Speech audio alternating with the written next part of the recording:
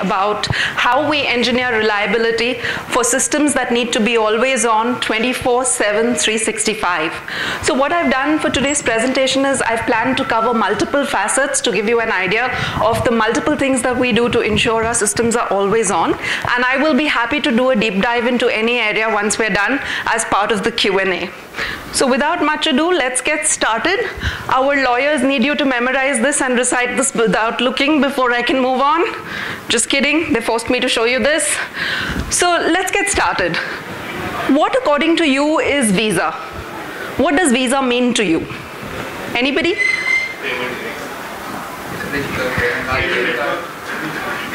So Visa is a payment technology company. We're not a credit card company, we're not a debit card company. We are purely payment technology. And what is our mission? Our mission is to transform the way the world pays and gets paid. Every time, everywhere, in every way, and for everyone. Now, traditionally, systems have been known to have peaks and troughs, right? There is a Black Friday when systems need to perform well, maybe a Cyber Monday, and then there's a lull. But in today's hyper-connected world of global commerce, at any point of time, on any given day, there is a peak happening in some part of the world. Let's take APAC, for instance, and let's think of our e-tailers, Amazon and Flipkart, and the number of sale events that they run through the year, which culminate into Great Indian Festival Sale and Big Billion Day Sale. Look at the IPL that is ongoing right now, and Dream 11. And that is going to be followed by the ICC World Cup. Think of Singles Day that Alibaba does every year. Closer home, think of the Indian Railways and booking tickets and the Tatkal window that opens every single day. In today's world, there is a peak that happens at any given point of time on any given day. And therefore, systems need to always be on. And let me show you what I mean.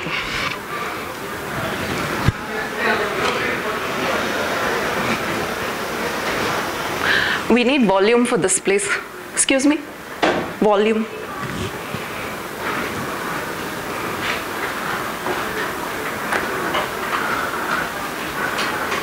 It's an honor and pleasure to be here as well, so thank you for your attention. I want to talk a little bit about machine learning architecture, not necessarily machine learning itself. Tomorrow we'll have a workshop on machine learning. Sorry, that's not what... I'll spend a little bit of time talking about the theory behind it. See, technology glitches. We need to engineer reliability.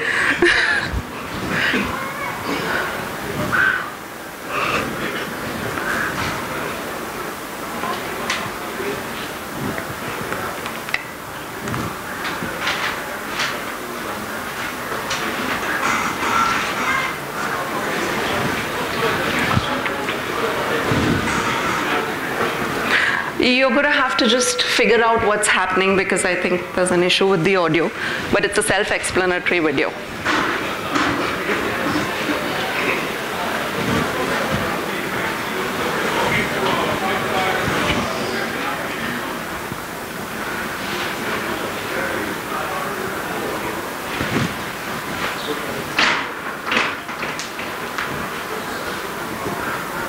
So essentially, there is someone in Brazil who's trying to buy an umbrella because it's raining, and this video is telling you how the transaction goes through.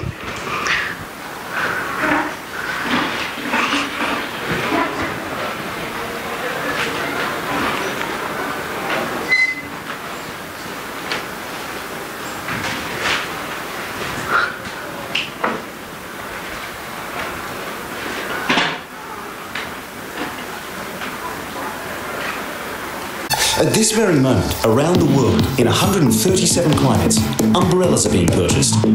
And just in the nick of time. But look closer at this one transaction as it enters the universe of payments, where the benefits of digital currency are delivered to nearly a third of the world's population. As our umbrella transaction begins its journey, it leaves Brazil carrying a wealth of information. Entering North America, our transaction now moves across the southeastern US, where 51 towns are having a perfect spring afternoon. Now arriving, Visa Data Center. But wait, an issue is discovered. The network detects an unusual pattern. Visa's real-time risk scoring discovers the card is being used far from home, which happens to be in Singapore, half a world away. How to connect these two strangers? VisaNet, the common language. The network instantly verifies card, identifies the issuer, converts currency. However, the issuer still needs to approve our transaction. So now we are routed west over the Pacific to Asia, where the sun is rising. Good morning, Singapore. As our transaction arrives at the issuer confirms the cardholder's travels, approves the transaction. But on our return to Sao Paulo, suddenly a magnetic storm threatens. The telecom's down, blocking our transaction's route. But VisaNet instantly solves the issue by redirecting through the Visa Central Data Center. At last, hello again Sao Paulo. Where were we? 4 continents, 9 countries, and 86 weather systems later. Total time spent, 1.4 seconds. Which, coincidentally, is the length of time required to open one umbrella. Over 130 million transactions per day. Fast, secure, reliable. VisaNet, powering digital currency. All right, that was impressive, wasn't it? Let me also say that this video is dated. It no longer takes 1.4 seconds. It actually takes 1 second now for these kind of transactions to go through our system. And not just one transaction, right? Visa needs to perform in the same way, swiftly and securely for any transaction, irrespective of which of the 3.3 billion payment credentials that transaction is originating from, irrespective of which of the almost 54 million merchant locations that transaction is originating from, irrespective of which of the 200 plus countries that transaction is originating from. So, you know, site reliability engineering is a new buzzword in the industry that's been recently coined. Visa has been a pro at this for many, many years. Just to give you perspective, in a year, Visa processes 180 billion transactions. If you were to do the math, that is almost 500 million transactions per day on average. That is an impressive scale, and we need to be always on in order to be able to process at this scale. Has my presentation died? No, here it is. So let me get into some of the guiding principles of our architecture that enables us to be processing transactions at this rate. So what's the very first thing? When you are using a Visa payment credential, you want your transaction to be secure, not just your personal account information, but also your personally identifiable information. Security for us is job number 1. Now, here's a question for all of you. In the months of Jan, Feb, and March, how many times do you think bad actors have attempted to breach our systems? Any guesses? Guesses, anybody?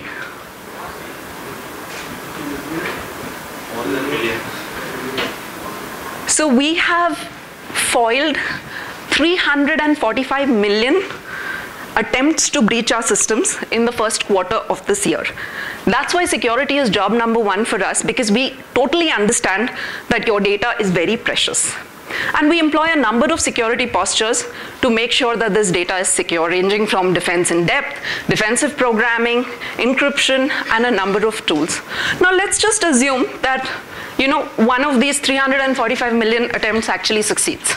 What are those bad actors going to get? Any guesses?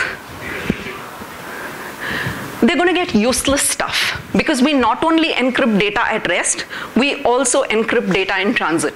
So even if one of those 345 million attempts succeeds, it is useless, right? So that is how we say security is job number 1. Gartner actually did an assessment of our security posture, and they rated us 4.7 out of 5. So we asked Gartner 2 follow-up questions. One is, what is the highest rating that you've ever given anybody on a security assessment? And they said 4.7. And then we asked them who else in the industry has that rating, and they said no one. And the reason for that is security is job number 1. It is embedded in the DNA of every single engineer that works at Visa. Now that we've secured your transaction, what's next? You want to make sure that that transaction always goes through extremely swiftly, right? So our systems need to be highly available with low latency and resiliency. So how do we ensure that? We ensure that by modular and componentized technology and open and service-oriented architecture, we are able to very quickly horizontally scale out and scale down. And all of our APIs are standard-based. They are available for the entire developer community via our developer platform. Now let me actually do a deep dive into the concept of availability. What does uptime mean to you? What does 5 nines of uptime mean? Any guesses?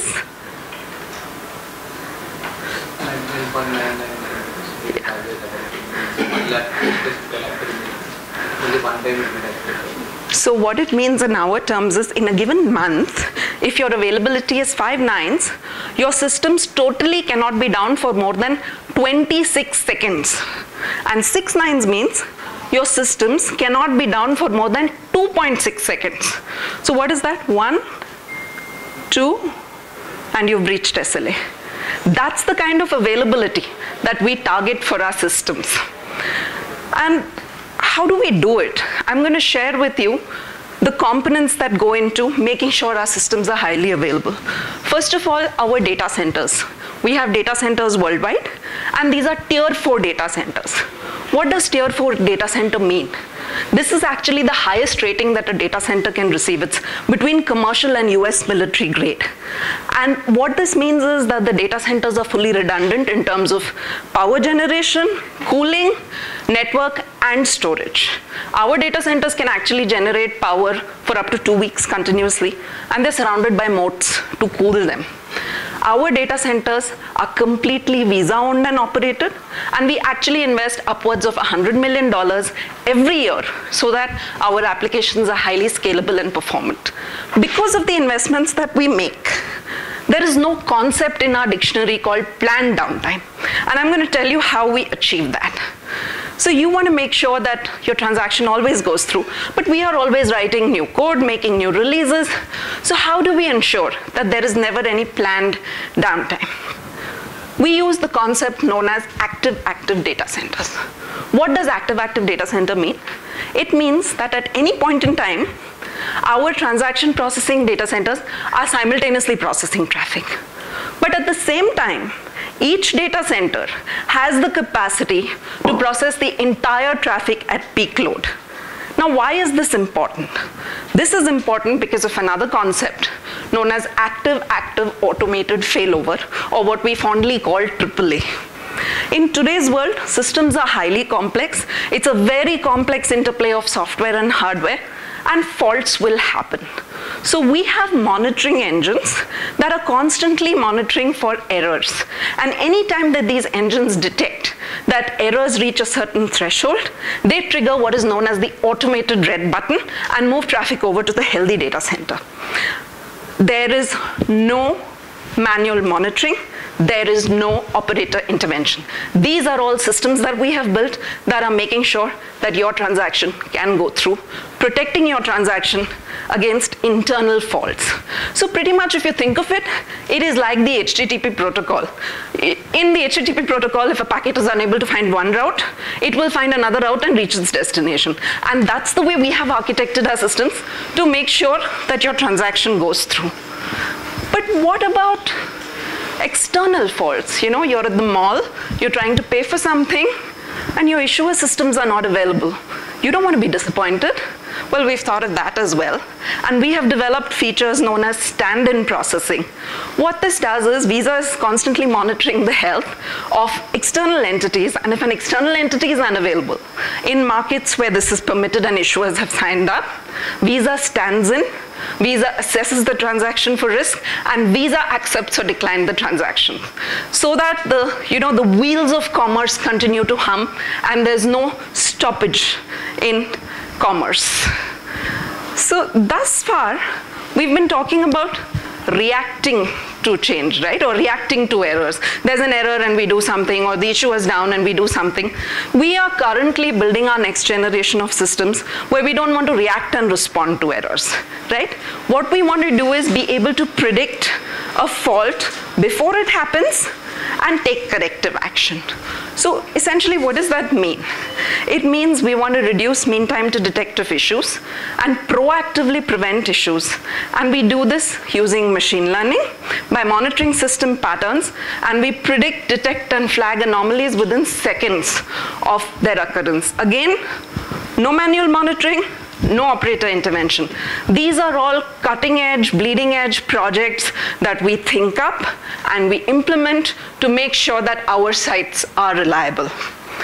And I'm going to show you another video if it works.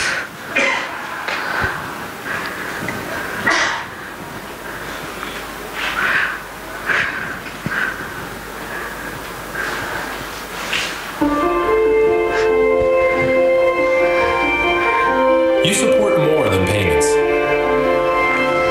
You hold the key to empowering lives, thanks to the access and security you've provided. But why stop there? To truly help people go further, you need innovation, now and for the future. But you don't need to do it alone. With a strong partner, a passenger is able to pay quickly and securely, so his commute can flow smoother. A young man can send money across countries to his mom, and she makes purchases using her mobile money account. A business owner receives customer insights, helping him draw them into his store. A young mother can use offers and rewards, keeping her family happy and well.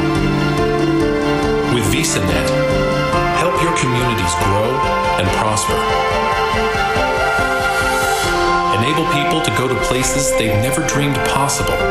They just need a payment network to take them there, and you to lead the way. Let's work together. Let's invest in innovation. Let's keep going.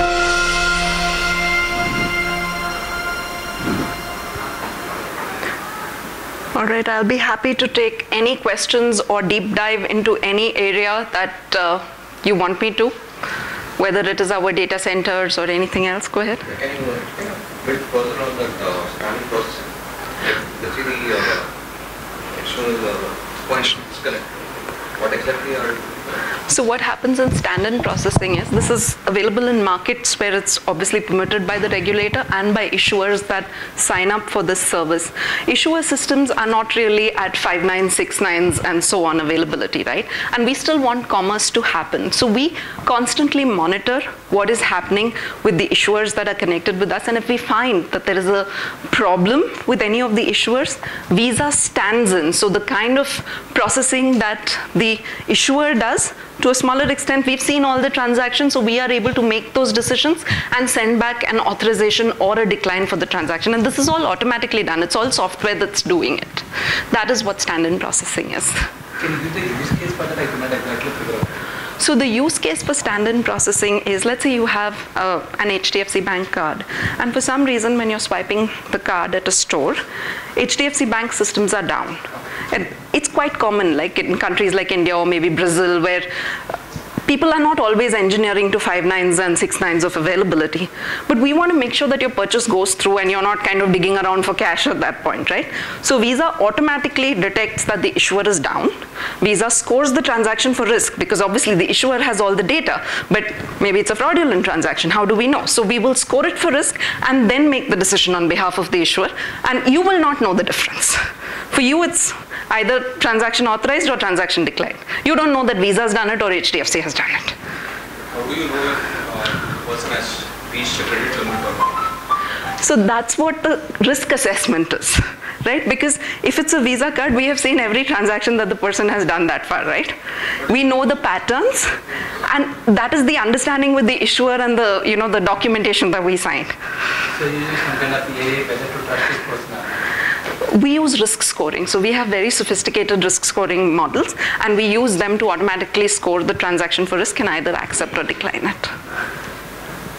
There was a talk about the active-active data center. Yes. So what happens, so active-active means you said that okay, there are two simultaneous requests which are processing.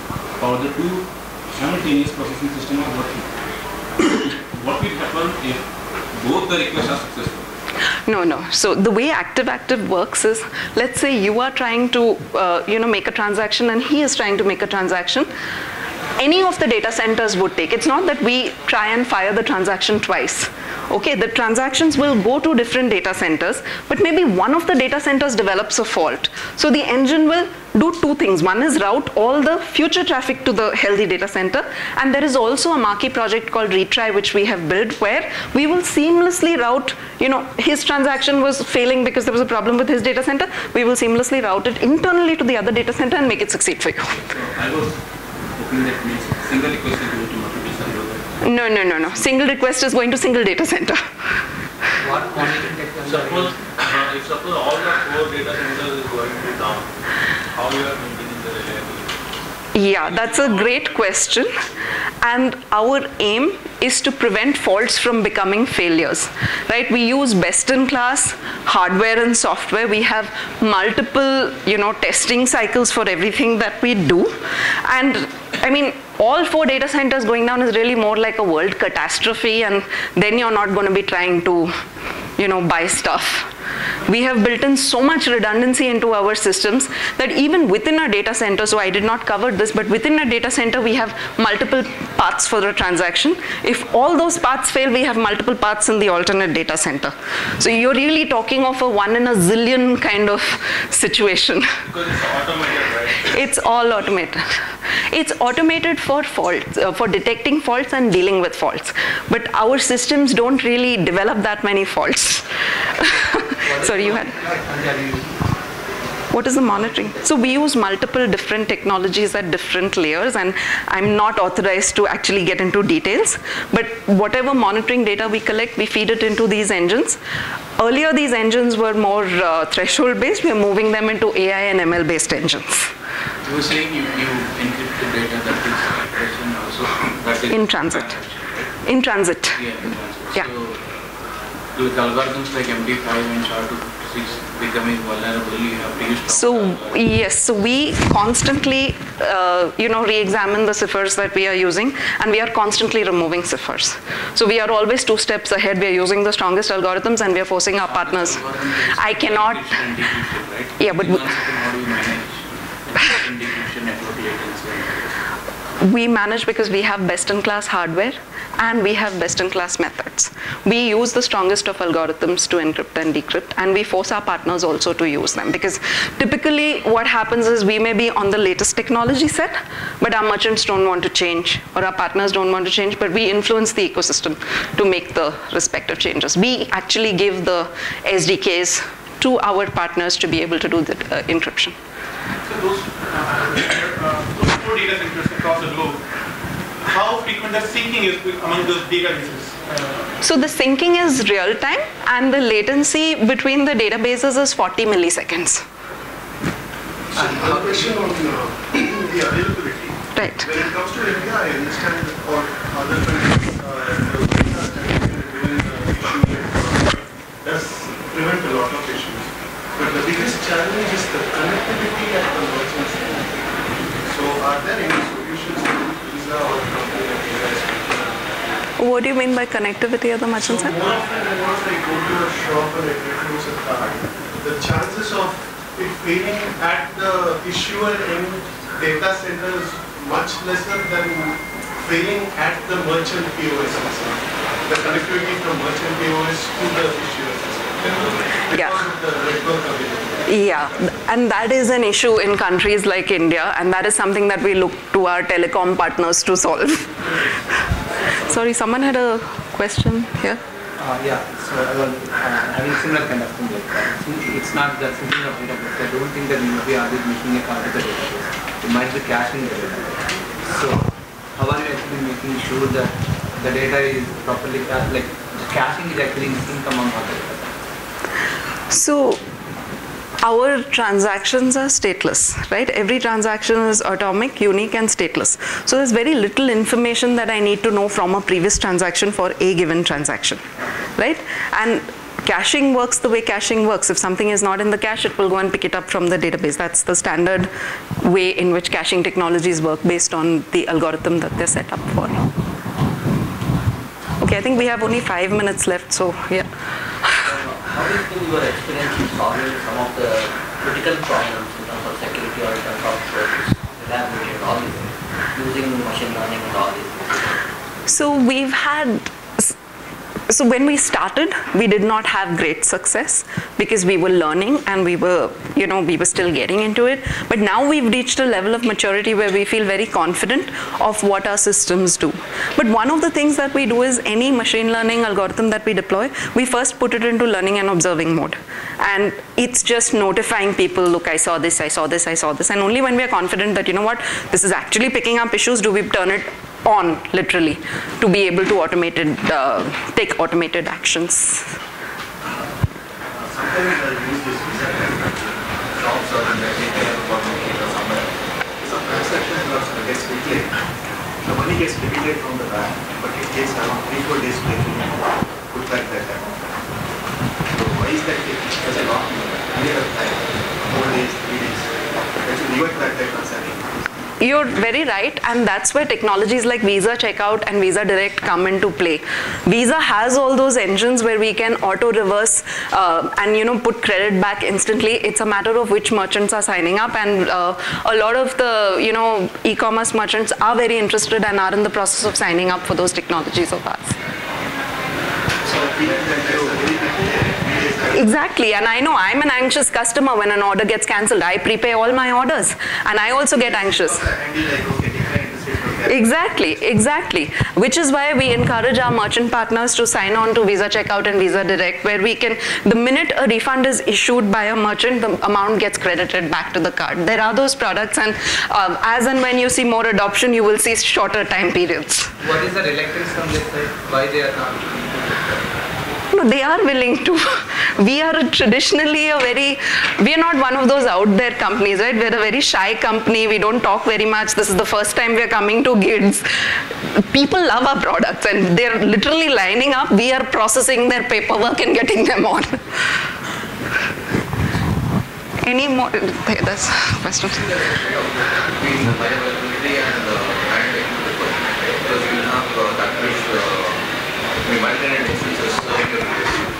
So whenever you deploy a new version of your software, typically how long does it take for that change to propagate to all grids? It depends on what the change is, in which system it is.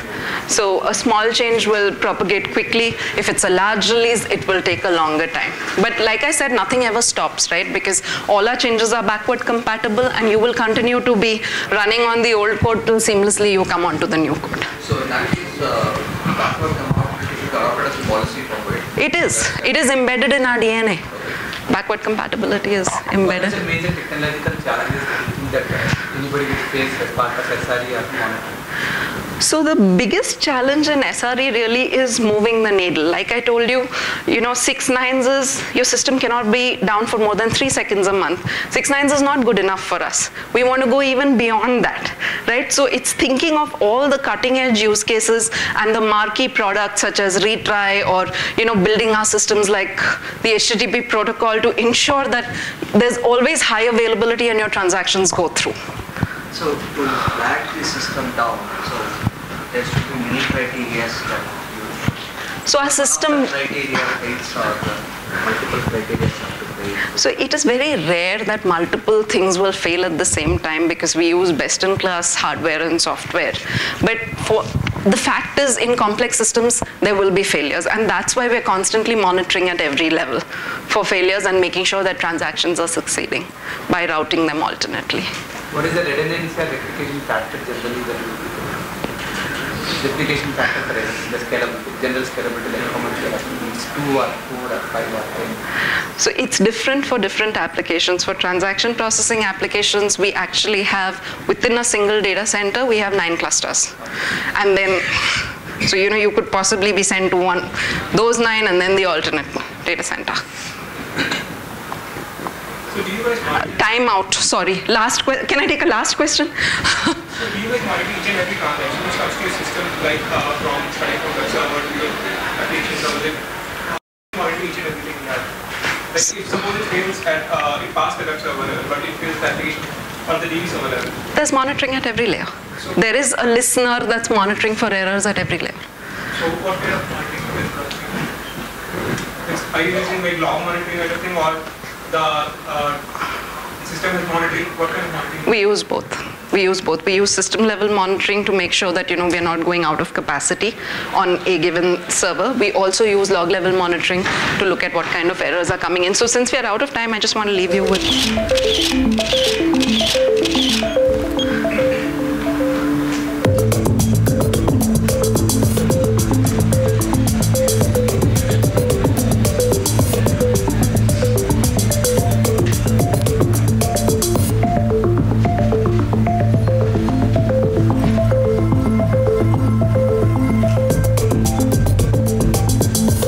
Pushes VisaNet to its capacity in order to better prepare our systems for the busiest time of year.